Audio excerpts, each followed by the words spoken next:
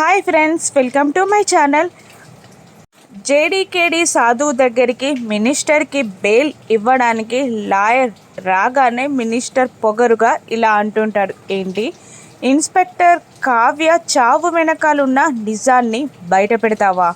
నేను బ్రతికుండగా అది జరగదు. ఆవిడ అందరిలో అలాగే ముద్దాయిలా ఉండిపోవాలి అని మినిస్టర్ బల్లగుద్ది చెప్పగానే కోపంతో రగిలిపోతూ జేడీ రేయ్ అని అంటూ మినిస్టర్ తలకి గన్ గురిపెట్టి, నువ్వన్నట్టు ఇక్కడి నుండి నువ్వు బయటికి వెళ్తే నేరస్తుడిగా జైలుకు వెళ్లాల్సిందే తప్ప నిర్దోషిగా నువ్వు ఇక్కడి నుండి బయటికి వెళ్ళలేవు అని జేడీ సవాల్ విసురుతుంది మినిస్టర్కి.